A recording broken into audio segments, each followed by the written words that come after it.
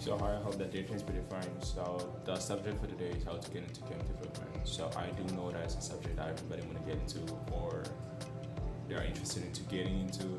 That's the same shit. But they don't, for some kind of reason, they don't know what to do or like how to properly get into it. So first of all, like the thing that I want to say is all the things I'm gonna say throughout the video, so they're all based on my own experiences, like the things I've been through by trying to get into it, and yeah, that's pretty much all about it. So game development is kind of like a broad subject because there's different type of games, so different type of technologies that you might use so that you can get different type of output or results. So we have adventurous game, the puzzles, and we also have fantasy and all that type of thing. So that was also like type of games and like theme that you can use so that you can develop your games. But there was also another thing that I think almost everybody knows, like 2D and 3D games. But there was also like way much more type, way much more game type that you will find out once you start like to make research about them. So how to get into it? So the thing that you need to consider keep in mind is to make a game. So you'll need a game engine. So the game engine is pretty much like the thing that you're gonna use throughout your game development journey. So it's gonna be like the thing that you will use so that you can add your model. So if you're making like 3D games or your sprite, if you're making 3D games, so that you can animate them, like use them to attach the code, the characters and stuff like that. So we like different type of thing in the games. So there is different type of game giants. So there was Unity, there was also another giant, there was also Godot. So all the type of game giants, so they have pros and cons that you guys need to consider before like picking them because it's really important.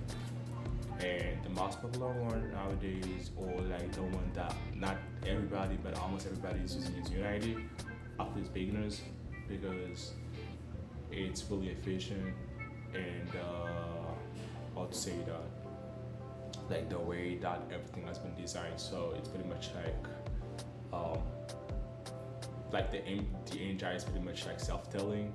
Is that something that just invented?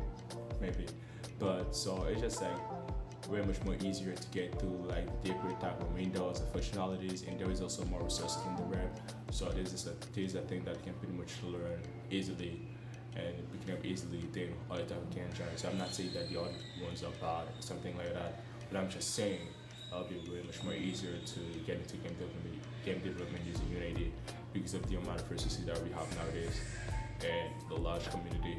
So with Unity, so you're using C Sharp. So the thing that you guys also need to know is HK Giant. So they use specific programming languages, maybe other programming languages that you guys know, such as C Sharp, C++, and stuff like that, or maybe like a specific type of programming languages that are related to them or that they invented or came up with. But the thing that you need to know is the C Sharp that you're using.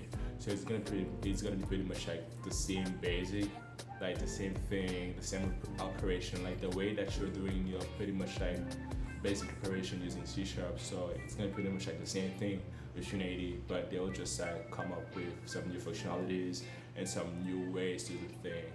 But they will be all Unity related. So it is like a thing that you will easily see once you will like start picking up Unity and try to make project with it. And for resources on the web, so there is Brightcase. So it has like a good YouTube channel, so you guys definitely need to check it out. And there's also a different type of gamers or Discord that you guys can check out with good resources, good assets, so you guys can use so that you can develop your games. But for the asset thing, just make sure that for the assets that you guys are choosing, they don't have like any copyright shit, because if they do have copyright, so you're not gonna be able like to commercialize your games, and that'll be pretty difficult for you and pretty effed up too, because you'll be spending a bunch of time working on your games, but you can't like publish anything. So there's a thing that you guys need to check it out. And yeah, so next week or like on the upcoming days, so I will come up with more videos and kind of like talk about it more.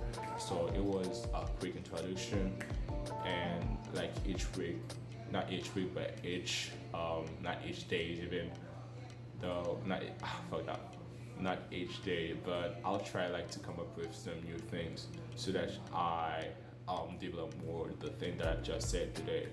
And hopefully you'll have feedbacks to me. So good or bad, I want to hear them. So you can write them down in the comment section. So I'm just waiting on you.